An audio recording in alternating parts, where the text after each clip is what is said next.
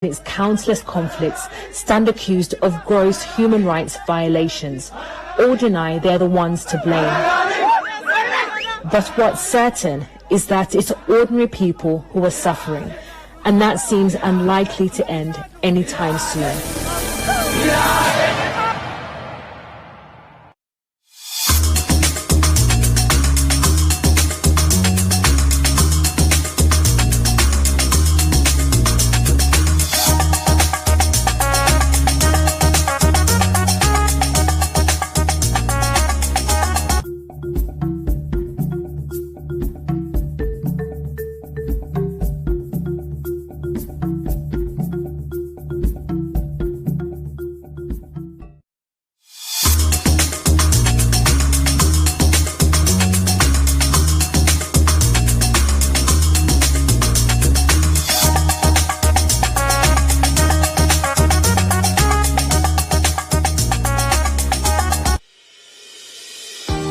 International University of Management, a Namibian university dedicated to its people's future, a hub of abundant opportunities. We are IUM for life. We are IUM.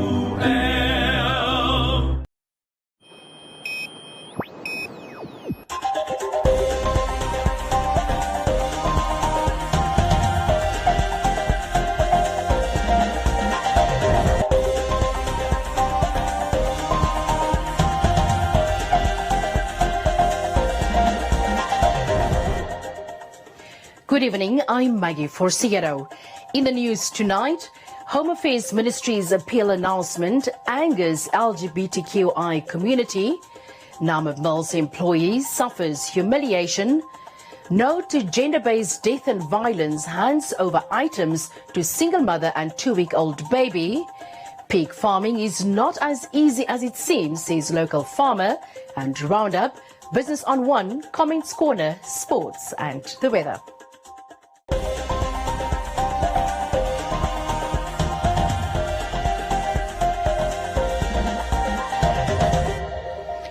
The LGBTQI+ civil and human rights organization Equal Namibia addressed the continued stigma faced by the community in Namibia. This comes after the Ministry of Home Affairs, Immigration, Safety and Security appealed to a ruling by the High Court to grant the twins of a same-sex couple Namibian citizenship by descent. Civil rights activists of Equal Namibia maintain that the LGBTQI+ community in the country is often sidelined and continues to face discrimination, further expressing disappointment that the Ministry of Home Affairs is using children to enforce state-sanctioned homophobia. State-sanctioned homophobia, it is when we as a democracy governed by a constitution continue to pussyfoot around the decrim and repeal of the sodomy law, which continues to criminalize consenting adults, violating their dignity, which links to another component of state-sanctioned homophobia, why we are here today also. It is when the Ministry of Home Affairs targets these very same-sex consenting adults to degrade their status. It is truly disheartening to see the ministry use children as collateral to their state-sanctioned homophobia. What is state-sanctioned homophobia? State-sanctioned homophobia is when a minister abuses their public office to violate the rights of LGBTQ persons. But now children have become collateral to that. President Diane Cook said that Namibia, the Namibian house, is all-inclusive, and it is a refuge to all children. So to him I might ask, which children? Whose children? Because inclusivity does not exclude children of LGBTQ persons and parents. The last time people were told and policed and segregated amongst who they love in this country was during apartheid, when the government said that you cannot love one another solely based on the color of your skin. Now, 31 years after independence, we see a government steadfast in the ideology rooted in how apartheid treated dissidents, telling the LGBTQ community that they cannot love one another solely based on their gender identity and sexual orientation. The couple, Philip Lowell and his Mexican husband Guillermo Delgado, who recently obtained citizenship by descent for their son, were taken aback by the news of the appeal by the Ministry of Home Affairs, adding that the constant harassment inflicted onto them by the ministry dates back to January 2020. The couple, however, remains hopeful that the verdict by Judge Thomas Masuku to grant the couple's son Namibian citizenship will stand in the Supreme Court. Because we thought not only were we happy, but generally the verdict was, positively taken up, across society. And as far as we know, there was no sort of formal, official, backlash from anywhere. So now, what, of course, this means for our family is that, this saga, continues to drag on. Our son is, nearly 3 years old. And has been in this sort of limbo situation from the beginning. Our twin daughters are 8 months old, and they're essentially in the same situation, not having access to Namibian citizenship that they have a constitutional right to have. On the other hand, we are, of course, in the larger,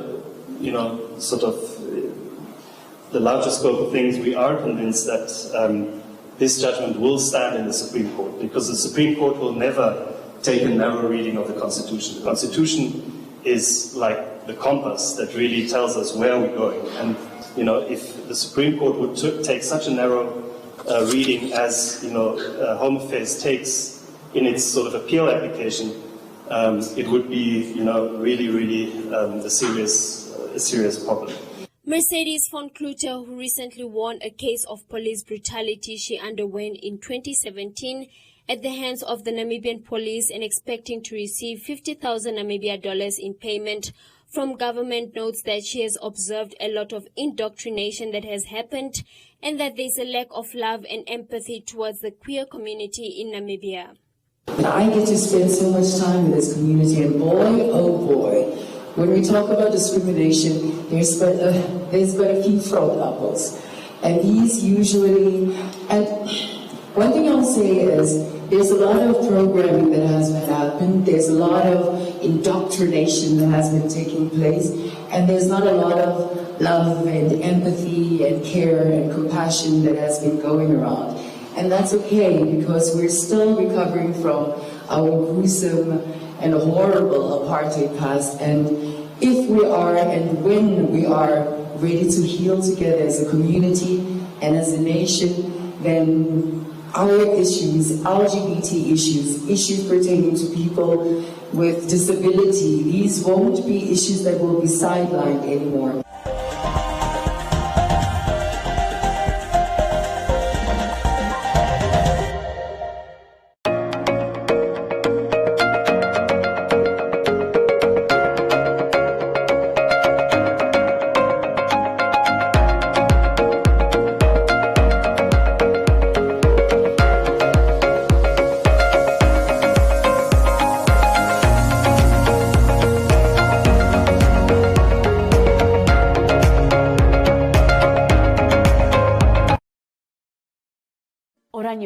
Established in 1936, from which point onwards CDM, now Namdeb Diamond Corporation, provided every service, the schooling, infrastructure and entertainment required for the people of the town.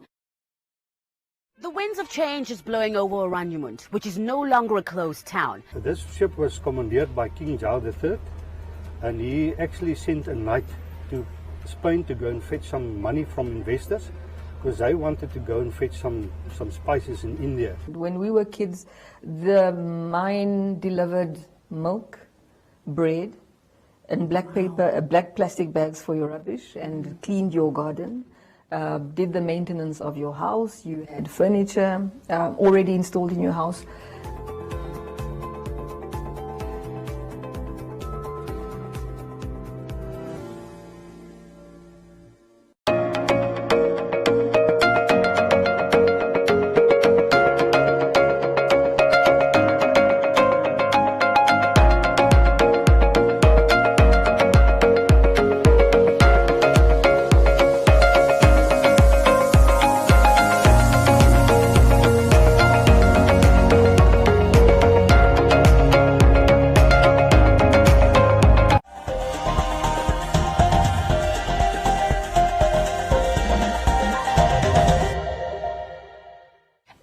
driver employed at Namib Mills, Walvis Bay, feels humiliated after his supervisor ordered him to be lifted on top of a truck without protective gear or equipment to clean it. The supervisor filmed the ordeal with his cell phone as other employees looked on.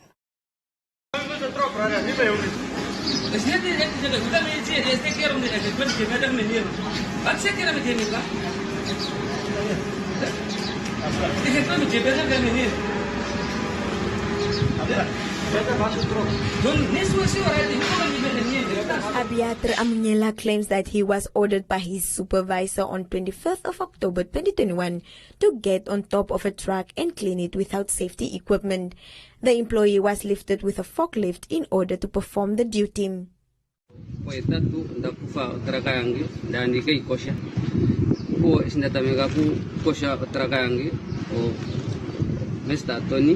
Koya kwame ulange kuja nanji indika koshe olori kombata ko amandi mona lo jonda mana nale kuikosha tamono kuja andi kulombole kuja induka koshe olori yange kombata spaina opo ndapo amekombata ngindi nani dina kulonda po ndai fana o forklift ina itulenge po mapelesa ko ndilo ndeko shaskandi nange andilondo kombata no kombata tra no fano o forklift arriba ahí tengo papeles condilo ndeko die po kombata tra andi po tameke kukosha olori kombata okoya tafane kenge no mafano andi pola kutufane kirenge skip tachike kujana ndi koshi olori ya kombata basta andoni ko ke takula kuja konda ya mbero wa manager andi pola kuja ndala ufane nengo upulilenge toni o mafano me afane kangi ndiri kombata ya olori manager kwa nyomu kulange tati yekeshi ufemba watoni no wange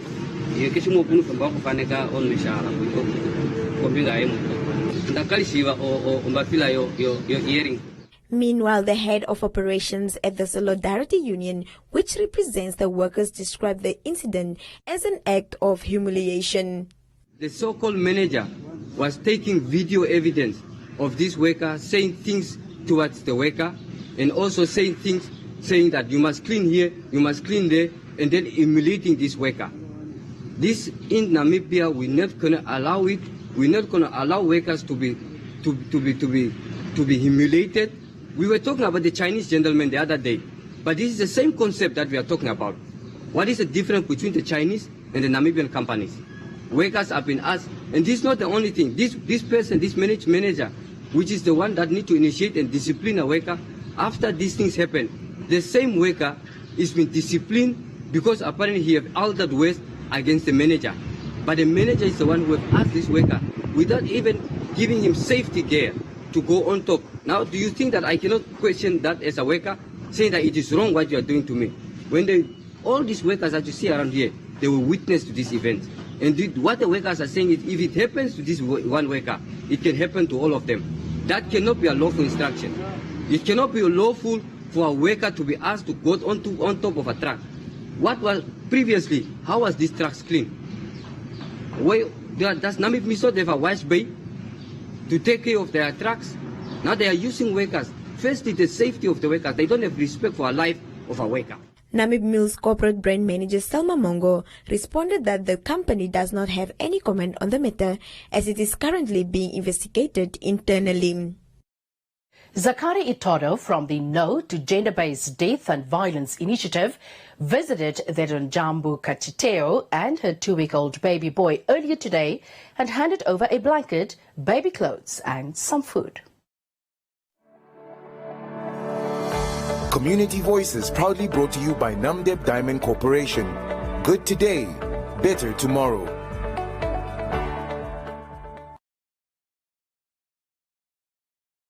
What I have is like two here. An overwhelmed Kashiteo could not hold back her tears when the items were delivered to her home this morning. I appreciate it a lot because I was not having anything. And I would like to say thank you. Kashiteo and her baby live near a dump site in Windhoek's Ochimisa Achterlaan informal settlement in a structure that could easily be swept away by a flash flood. My concern now is with the rain coming, how will she survive here? For how long will she continue to be living on handouts? For how long will she be dependent on things from people? What if the city of Windhoek decides to make use of their land? Where will she go to? What happens to her? She comes from Gum, a village in the Osholanjupa region, where she stayed with some family members. Kashiteo says she would rather live in abject poverty than return to the Gum village. Here you can ask somebody, just a favor of saying, please can I wash your clothes, even two shirts. Just give me $10. At least I can go and buy soap. Here soaps are costing even $8 in the shop. I can walk from here to the shop and go and buy a soap. Yeah. Can you see the sore on that baby's leg? Can you see the sore? Kashiteo's baby has a fresh wound slightly above his right knee. She says it occurred when she left him for a brief moment to collect firewood. He's rolling himself like this. So he rolled himself and hit himself at this mattress. Zachary Itodo from the No to Gender-Based Death and Violence Initiative feels this environment is not safe for Kashiteo and her son. You can imagine the bruise on that child's leg now. And before it gets septic, this woman has to get to the hospital. We asked her questions about going back to the farm, to the village where she came from, but she gave certain reasons. We can't force anybody to be where they don't want to be. Itodo managed to get contact details of one of Kashiteo's family members. He says he'll try and make arrangements to reunite them, but only if it's safe for her and her baby. Community Voices proudly brought to you by Namdeb Diamond Corporation. Good today, better tomorrow.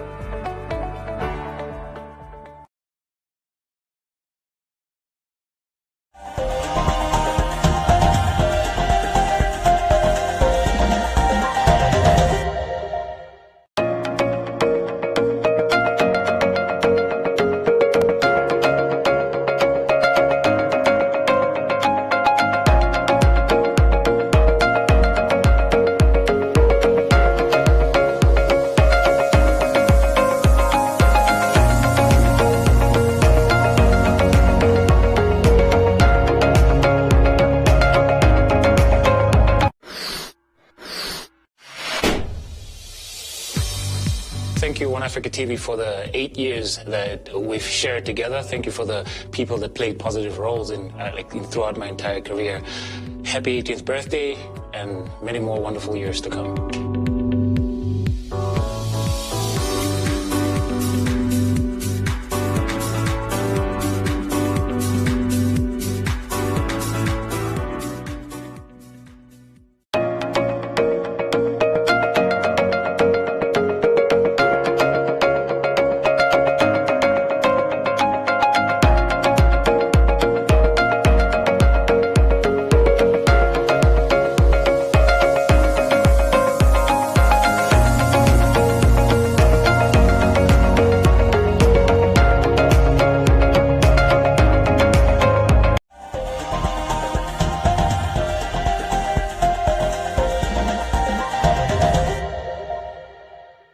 Production has an immense growth potential in Namibia, but there are different challenges that come with pig farming, says local farmer Linus Quinani. Despite the challenges, he says working with pigs gives him a lot of knowledge and skills, as according to him, most people in the Zambezi region do not venture into this type of farming because of religious beliefs.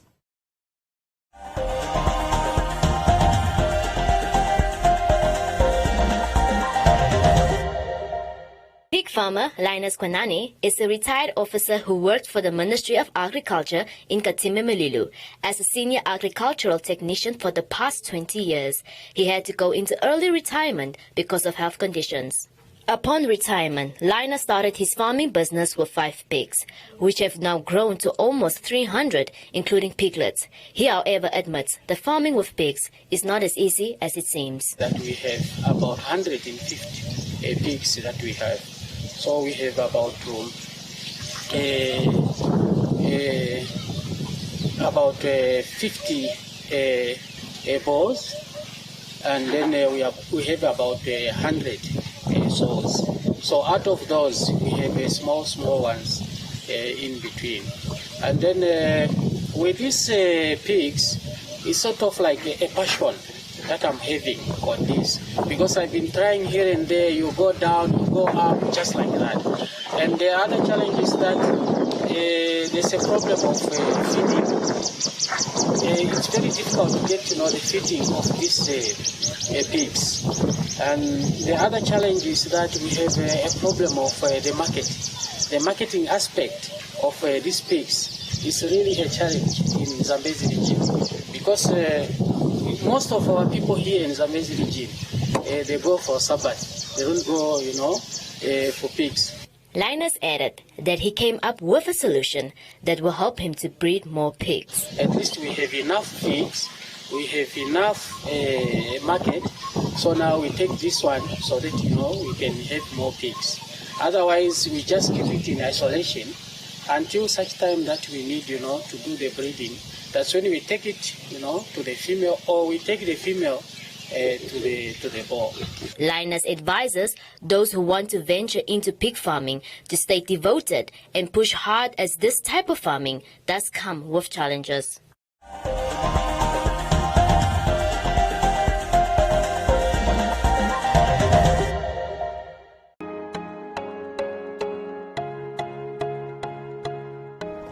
Growth is walking side by side to open the future to new possibilities. It means enabling Namibians to do more with all the new technologies that we introduce. It's communicating so that all our stakeholders know what is possible for them on mobile, at home, and in the office. It's answering the calls for people's desire to improve their lives. It is making sure that each share that people buy into provides value. Providing a space where growth can happen, giving people freedom to expand their horizons in every way imaginable. It is about increasing our capabilities and infrastructure so that Namibians can enjoy more connectivity as well as nature growth. It is indeed a future worth investing in. We thank all Namibians for making our IPO a success. Thank you for showing that our future is worth investing in. MTC, make the connection.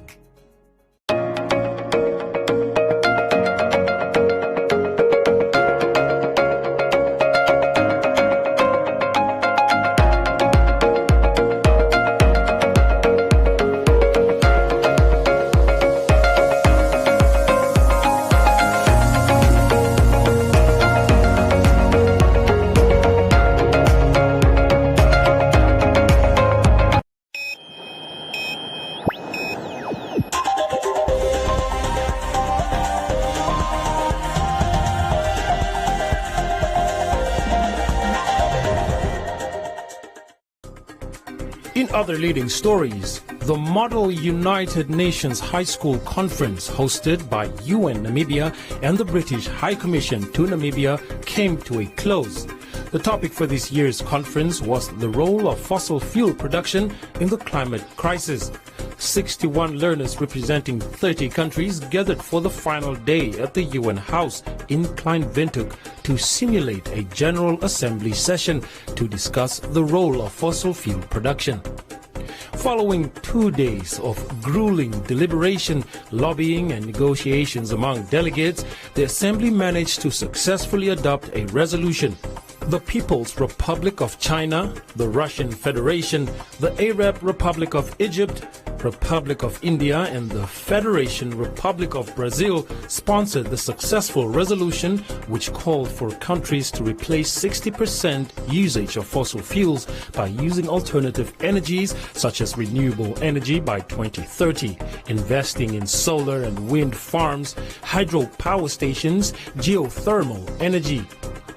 They also requested the addition of the Green Climate Fund, GCF, that will encourage voluntary donations from private transnational sector to aid to the needs of societies that are highly vulnerable to the effects of climate change, in particular least developed countries, small island developing states, and African states.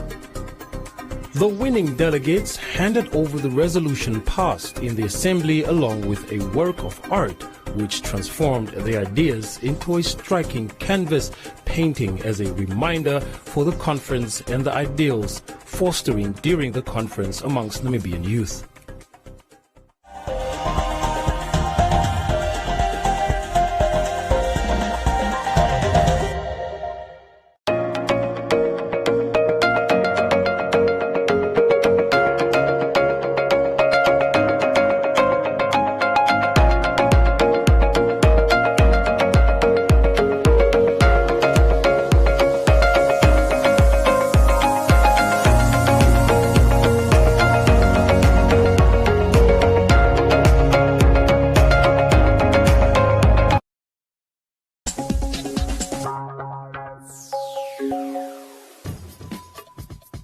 Hi, welcome to the program. I'm Debula. So let's get on the road with this. Having someone who likes what you like can be great.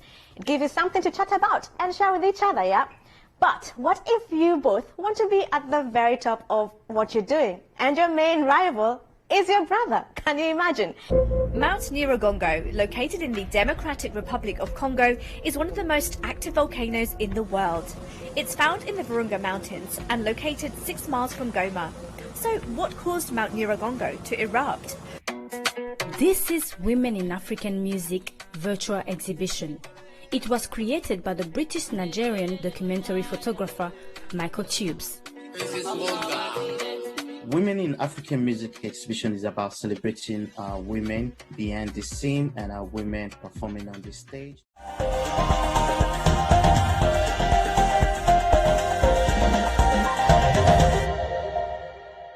Joseph Shifeni is standing by for this evening's Business on One.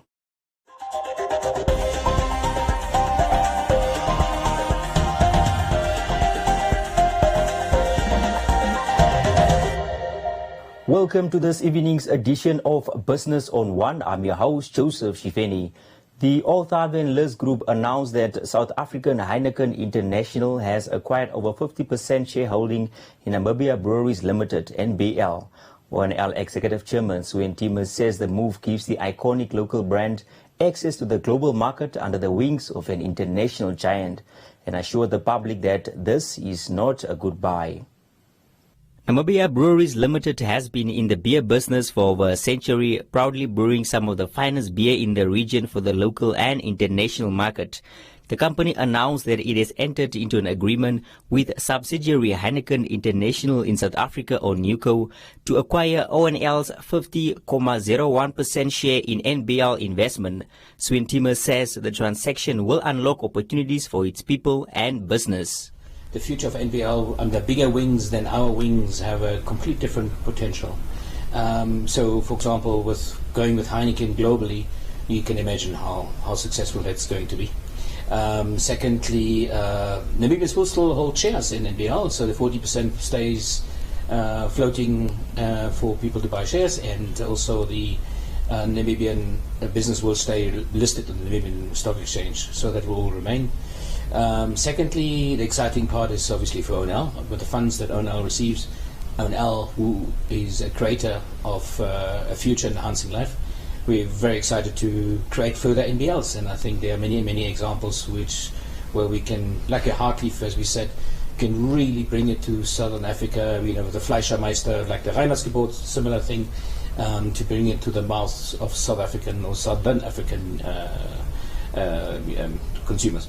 The third element is, of course, for Namibia, significant funds going into Namibia, and this whole transaction will generate new jobs, many more jobs, since we want to create new businesses and so forth. So, an overall exciting transaction.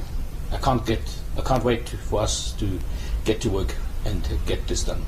NBL is the flagship business of ONL, and according to Timmer, coming to the decision was not easy. He also expressed appreciation to the nation for the support and assured the public that all shall remain the same at their brewery. So there's no goodbye at all. It is just say farewell to a greater and faster journey. And people always ask, is the Reinhardtsgebot going to stay? Yes, it's going to stay. Is Tafel going to stay? Yes, it's going to stay. Is Winter going to stay? Yes, it's going to stay. That will all be the same. So the whole transaction will just puts us all into different dimensions with huge potential. To the Namibians, you can be extremely proud that we as Namibia can be so sexy that we're attractive to others. And let's build some more of these things that, who knows, maybe we build another NBL and then we sell it at a time. And so it is a way of creating a future, enhancing life for Namibians. And an exciting part is obviously employment opportunities will come with it. He further said that the transaction will take some time to complete, but once concluded, Newco will be controlled by Heineken International.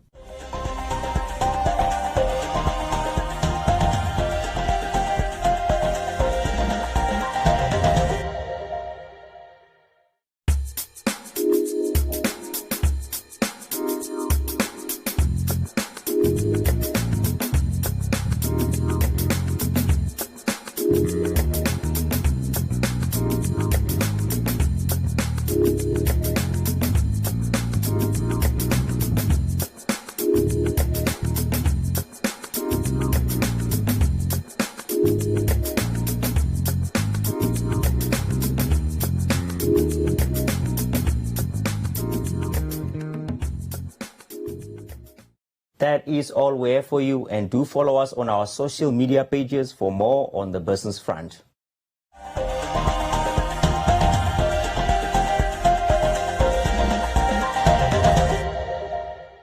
Are you a CMAS member? Did you know that should you need medical treatment, you have access to quality private hospitalization, guaranteed specialist treatment in private hospitals across Namibia with Complement Gap? Complement Gap is a complimentary product for CMAS members only, which covers the shortfall between what CMAS pays and private hospitals charge. You and your family have more than 2 million in medical gap cover per year at a very affordable price. That's not all. You also have access to emergency evacuation within Namibia and $10 million international travel cover for those unforeseen events abroad. Take the financial burden off your shoulders, invest in your family's health. SMS GAP to 999 555 and we'll contact you. Terms and conditions apply. Hey kids, are you in primary school and want to get extra supplementary maths, English and science lessons? Then invite Learning In with One Africa TV's #LearnOn1 every weekday from 9 to 11 a.m. with repeats from 2 to 4 p.m. And thanks to NMH's MyZone, these lessons are 100% Namibian. There's so much to learn with #LearnOn1. Invite Learning In.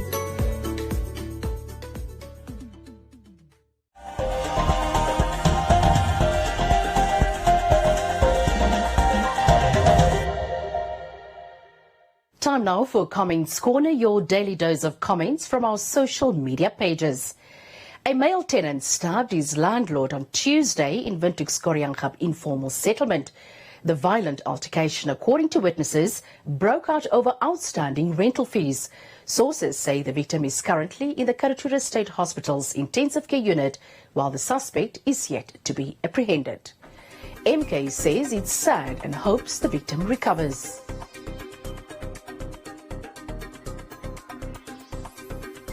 Mariki says the landlord has a good heart for not kicking out the tenant after failing to pay the rent for over a year.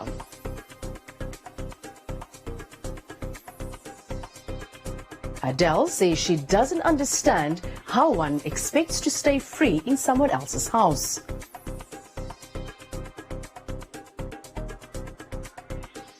Tago suggests that people be given land to build their own shacks and stop paying rent.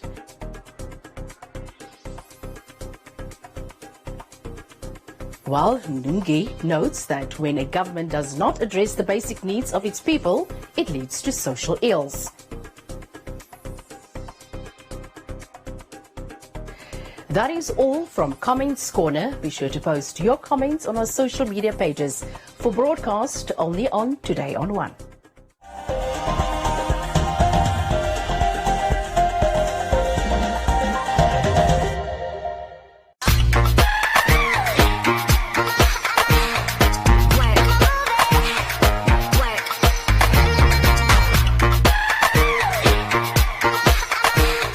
Fresh FM, young hearts, fresh beats.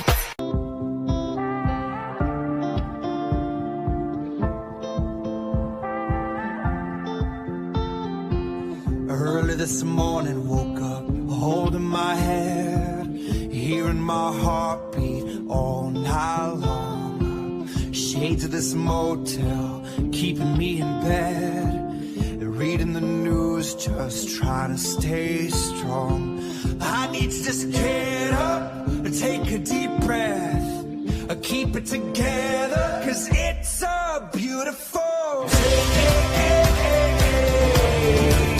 Sun on my face, feeling okay. Don't let it get away, it's a beautiful day. Feel so proud, screaming out loud. It's a beautiful day. Beautiful day. Feel so proud, screaming out loud. It's a beautiful day.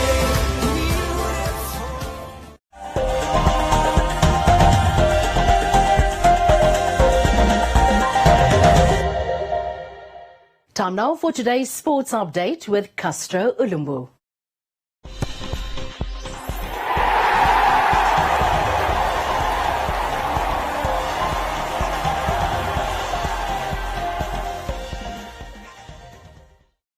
Welcome to a new week of Sports on One. I'm your host, Castro Ulumbu. Namibia's senior women's rugby team this weekend concluded the 2021 African Series of Women's Test matches, where they succumbed to a heavy defeat by neighbors Zambia at the Hage Geingob Stadium in Windhoek. Today on One Sports has more on this story. The purpose of the recently concluded African Series of Women's Test matches was to assess the level of play against women's teams on the African continent. Concluding the 2021 African Series, Namibia saw themselves take on neighbors Zambia at the home of rugby in the capital at the Hage Geingob Stadium. On a beautiful Saturday afternoon, the Namibian Desert Roses started off the game from the south to the north, while their opponents Zambia faced the strong winds from the south end of the pitch. The away side Zambia, who are currently ranked 30th in the world, as expected started the strongest, as in the early minutes of the game, center Elizabeth Chibomba showed great pace to put her side in the front foot to make it 5 points for the away side. Unfortunately could not score their conversion, as scores stayed at 5 points. As the game went on, the Zambians proved too strong with great attacking skills from the ladies, as they made the Desert Roses defend in their half of the pitch for the vast of the first half.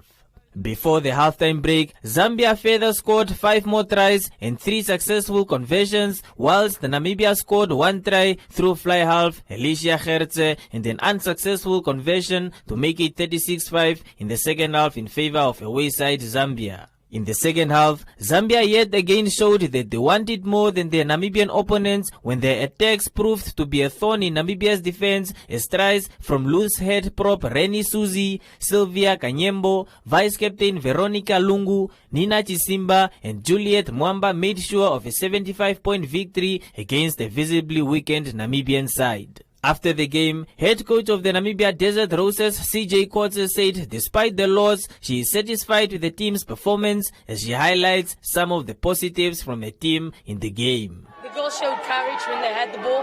They had some good carries. They really showed that we do have talent in this country. Yes, we didn't have ample time to prepare, but we're okay. And I think for the weeks that we did prepare, we can perfectly see where Namibian rugby is now and what still needs to be done and what we have to work on to come back even stronger. Next year there is a new format of Rugby Africa, women's rugby, just like the men are participating in the Gold Cup. Something similar is about to happen. So this was just to assess the teams, and then moving forward we will be divided in pools and then we take it from there. One of the positives is that the girls still stick to just having courage. Like I said, they really fought and they really showed that we're not going to back down. If you look at Zambia's tries as well, it came from playing out wide. Maybe our defense things really didn't pull through today as we wanted. But I think in the future, that's definitely something we can work out. But the girls and their courage, they really showed up today in that form. Namibia's senior women's rugby team, the Namibia Desert Roses, lost 75-5 to Zambia. And that is all we have for you tonight. Join us again tomorrow for Sports on One. And don't forget to follow us on our social media pages.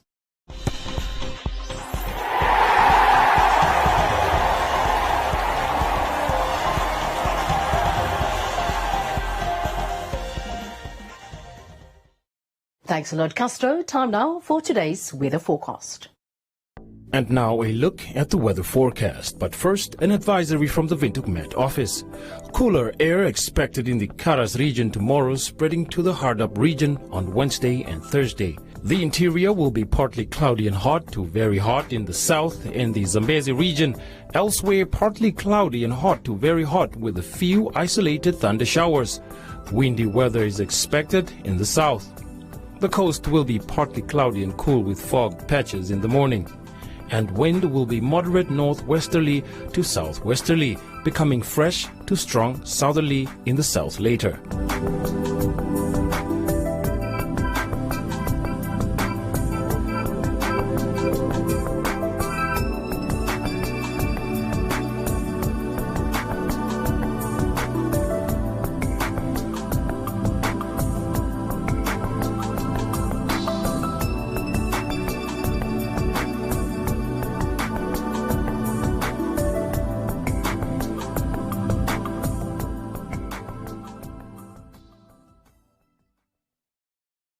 That is all we have for you. You can join us again for a repeat at 9:30 and 6 a.m. and the Omnibus Saturdays from 9 to 2. From me, Maggie Forciero, and the rest of the team, till next time, it's good night.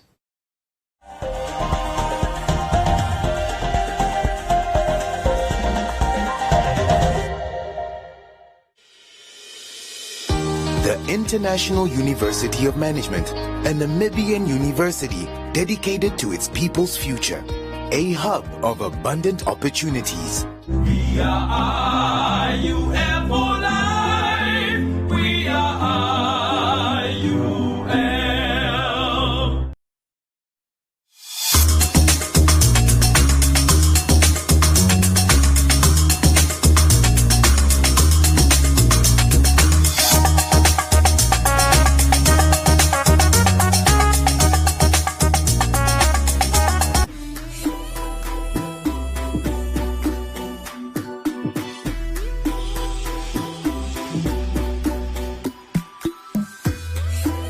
Hi beautiful souls, this is Nikita Winkler and I am here to share easy tools for stretching that you can do just about anywhere.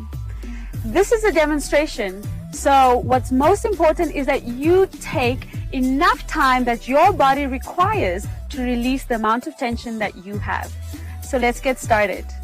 In this session, we will do neck stretches. I'm going to show you rotations, full rotations, you can do half rotations, and we're going to add a bit of tapping just to release the tension even more. Alternatively, give yourself a massage.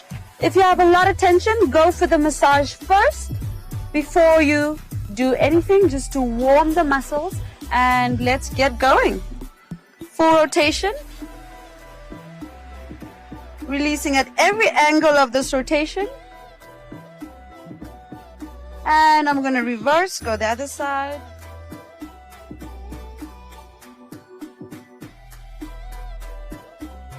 All right, we'll do a half rotation. And then I'm going to just stop for a static stretch. Take the arm over the head, relax the shoulders. Drop the other arm, or alternatively, to deepen the stretch, take it right behind. Hold and release. Change to the other side, arm over the head, release the shoulder, let the weight of the arm pull you into the stretch. If you want to go deeper, take the arm around, relax the arm at the back, and release. One more to the front, interlace the fingers to the back of the head, lean the elbows forward, and release. If you're feeling a lot more tension, either go for the massage or just do some rotations. And that's it for now. Thank you for joining me. Happy stretching, and don't forget to breathe.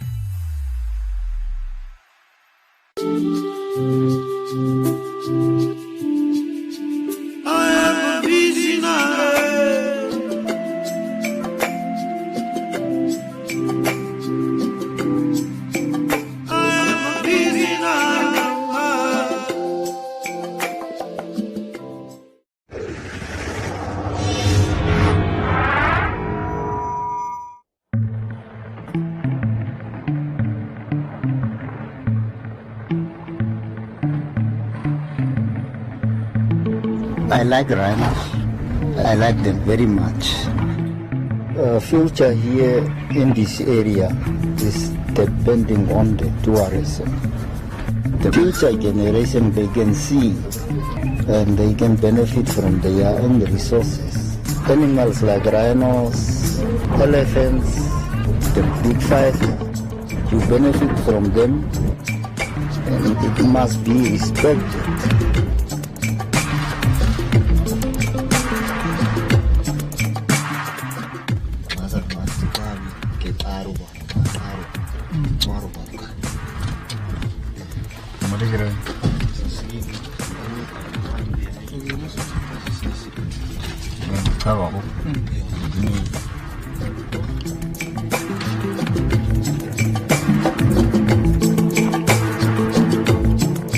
You are not feeding the rhinos, you are not giving them order, so it's a free business.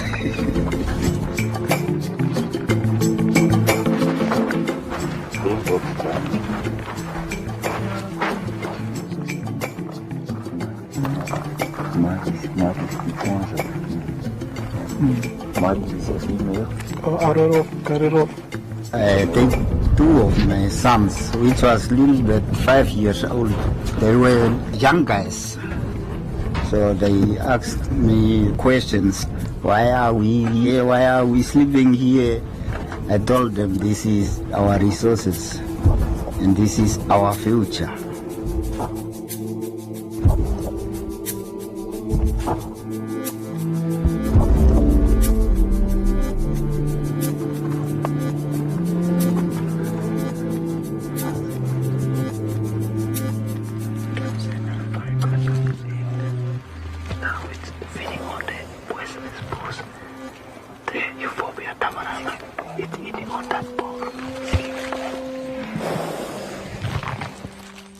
My first memory of going with my dad is that I learned new things.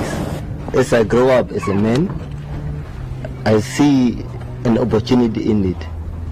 So I decided to look for a job pertaining tourism.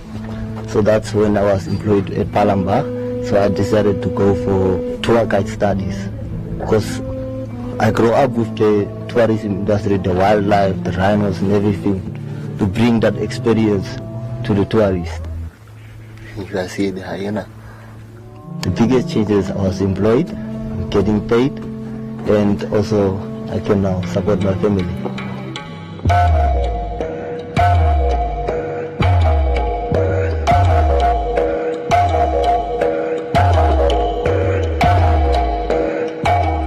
It's a cultural thing. It's coming a long way.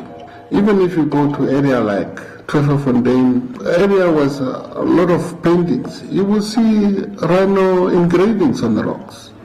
That is an indication that the interaction between human, especially the local communities and wildlife, is dating back. That intimacy relationship is coming for a long time. We are right here now at Palamba, and Palamba is one of the big lodges in the heart of the desert. And as you can see there is Jumbo standing behind me, which shows it's really a tourist area. We do have elephants, lions, but as you can see, the desert is the heart of the rhinos.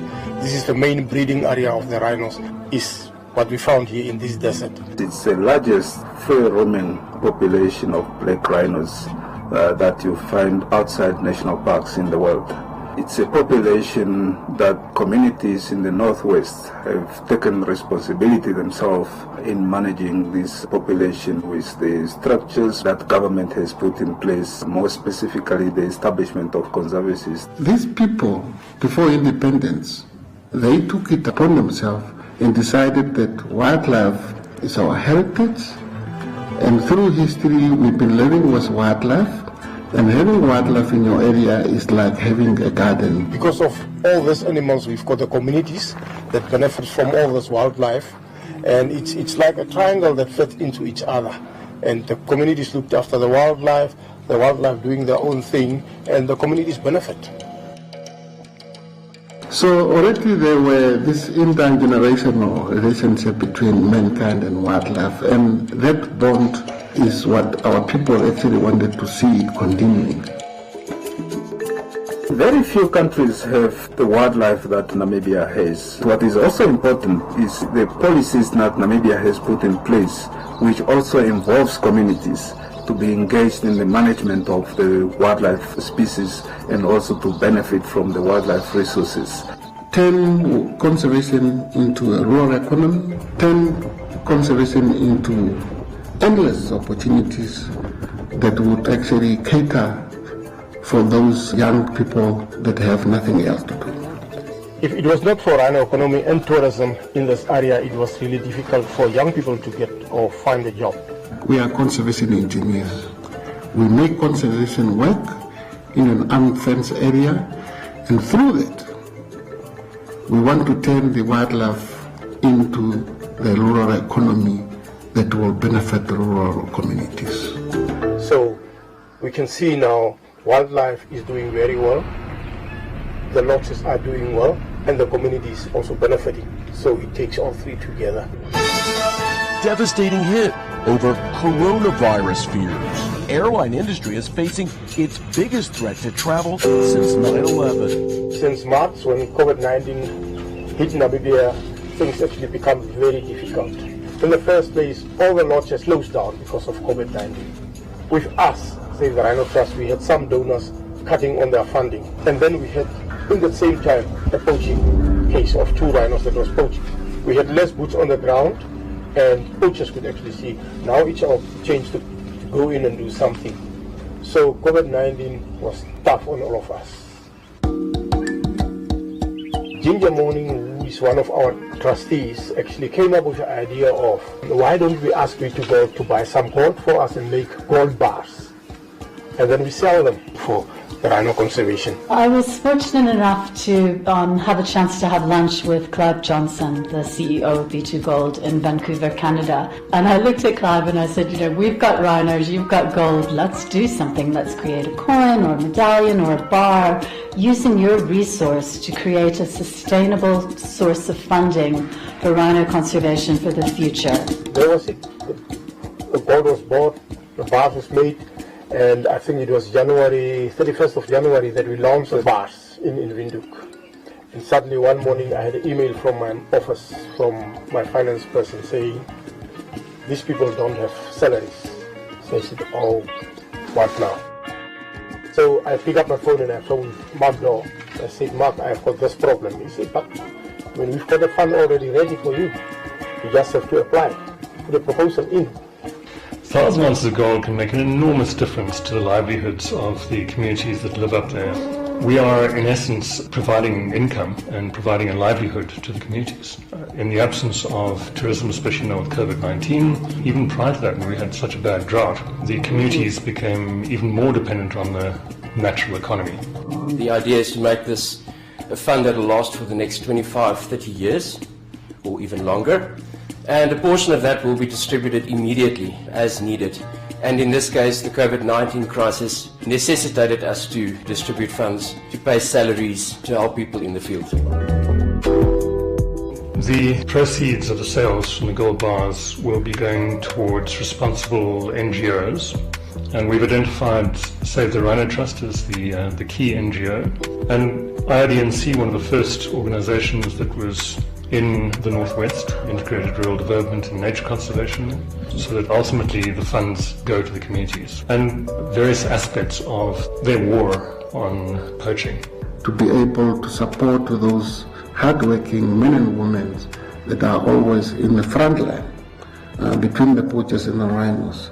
If it was not for B2 Gold and the golden bars, I think by now we should have been in big trouble. By extracting the gold, you reinvest it in other renewable resources. The gold that's coming out from the ground is actually protecting the wildlife that's working on the ground, which is a very good symbol for the others. I wish this was my bar. This is the 500 gram gold bar. So you'll see on this side you've got the Etindeka Mountains and you've got the mother rhino with her calf. And then on the reverse side, we've got the serial number. You've got the Rand refinery stamp, which is very important. Anywhere in the world, people will recognize this stamp and they will know that this bar contains 99.99% gold. It is gorgeous. We wanted to make a biggest contribution. And at Ballowwood, we see that as a way of giving back to the community. Okay, so there you'll see the 500 gram bar. Very special. Feel the weight. It's incredible. This opportunity which presented itself is absolutely a once-in-a-lifetime opportunity. We're privileged to have this. This is just absolutely gorgeous, and I think this showcases really what the project is all about. It's from 24 karat Namibian gold. I'm looking at these rhinos is put there like Miss World photogenic, I would say. There are only 1,000 of these gold bars, rhino gold bars, in circulation. As far as I'm aware, it's the largest single donation of any corporate to the conservation of biodiversity anywhere in Africa. Therefore, we so much appreciate and would want to continue as a government to work with B2Gold. And the fact that it's happening here in Namibia is something that we can all be extremely proud about and very grateful to B2Gold. Thanks to having this literal pot of gold through the funding for the Rhino Gold Bar, we're able to step in now and make sure that those trackers are supported, and so are their families and their communities. We make sure that people sustain their jobs going forward, and who doesn't want gold?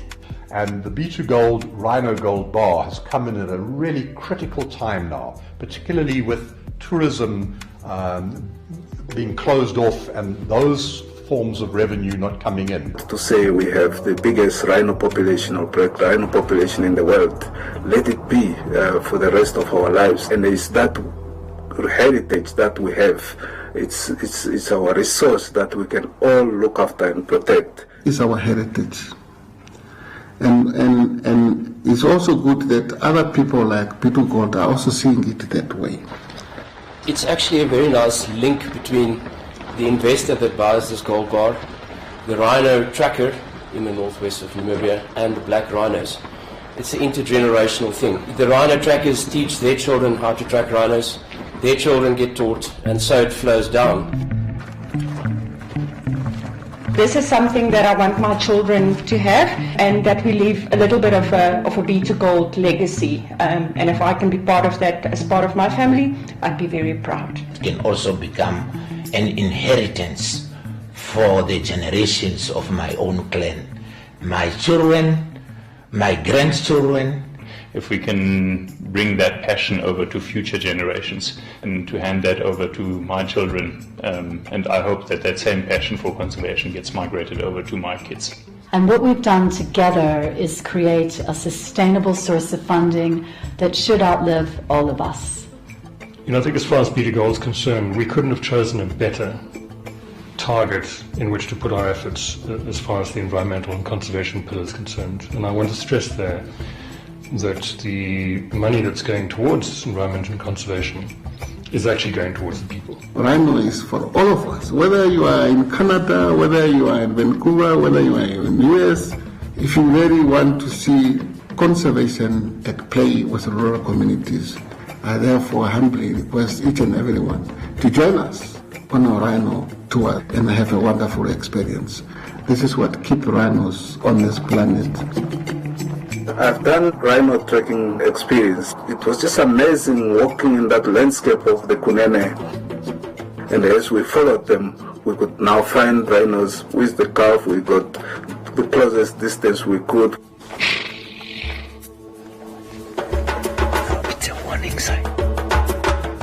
And it was just amazing and lovely, something to experience that Namibia can offer.